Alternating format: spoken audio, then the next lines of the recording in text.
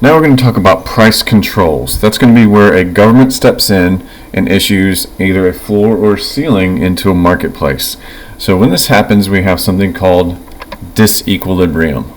Disequilibrium occurs when the quantity supplied is not equal to the quantity demanded.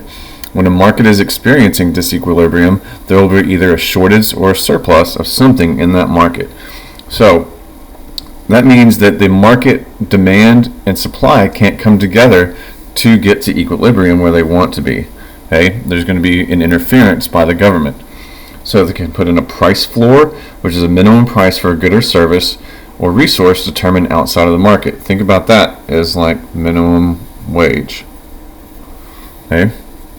A price ceiling is where a maximum price set by the government or regulatory agency is put in place. Think of that as a price cap on energy. So your electric bill. Okay? Now, if disequilibrium happens in the marketplace where supply is greater than demand at that price that is set, that's going to create a surplus. The opposite is true if demand is greater than supply at that price that is set by the government, and that would create a shortage. So we'll do two examples. Remember, we're always talking policy, not politics. So for example, let's start with a price floor. Minimum wage. Now, minimum wage has been around forever. I know it's $7.25 an hour. However, it does create some issues in the marketplace.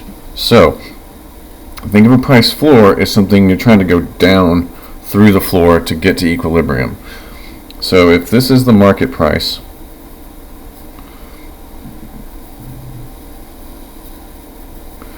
and this is now minimum wage.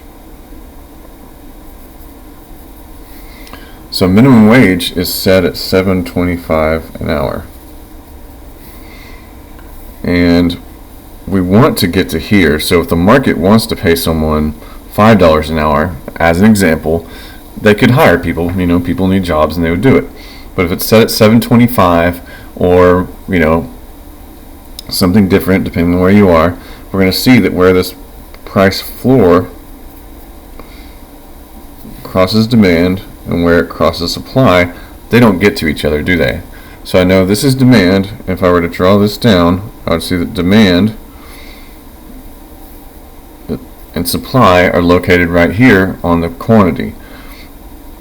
Now, demand is to the left of supply, so that means its demand is less than supply. So supply is greater because it's to the right of what this quantity demanded should have been. So if we're talking about the labor force here, so this is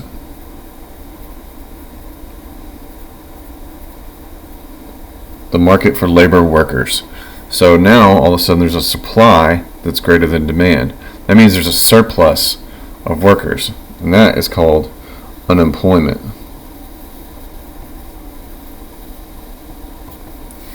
So now if we have unemployment, it's created by putting too high of a minimum wage. Here's an example of that. Let's say I have a snow cone stand. There's my little snow cone stand with my table and my umbrella, and I have a labor budget of $21.75 per hour.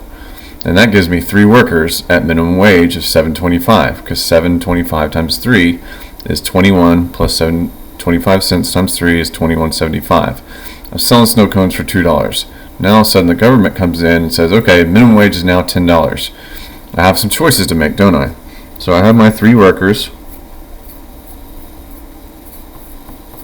I have one working the stand, as in sales. I have one in the back of the stand making the snow cones, so the person sells it and puts the flavors or whatever on it.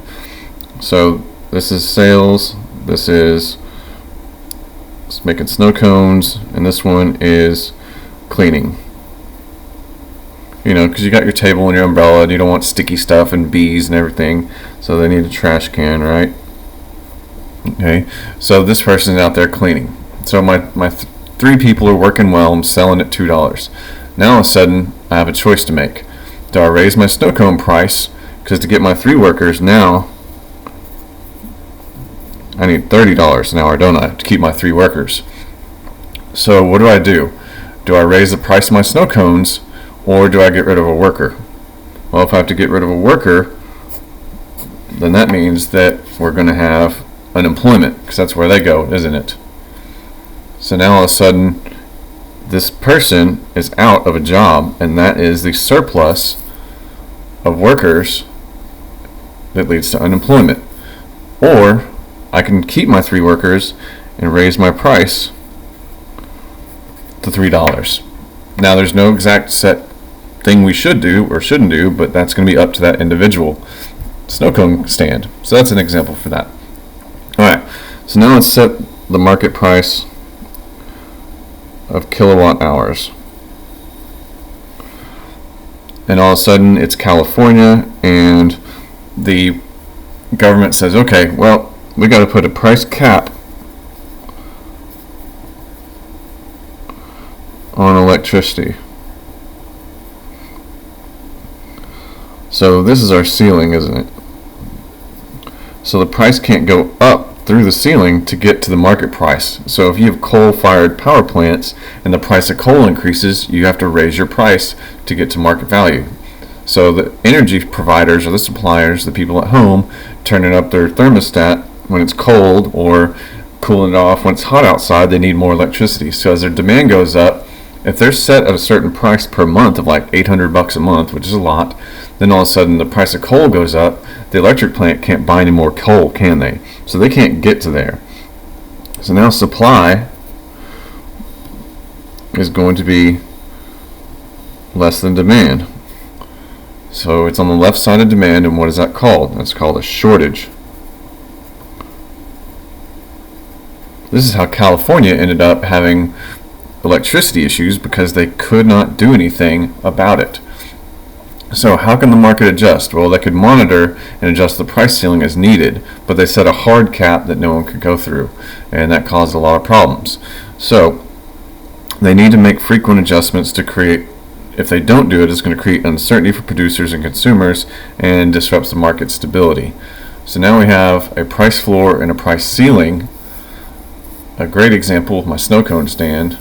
And that's how surpluses and shortages are created when the government interferes and causes disequilibrium in the marketplace.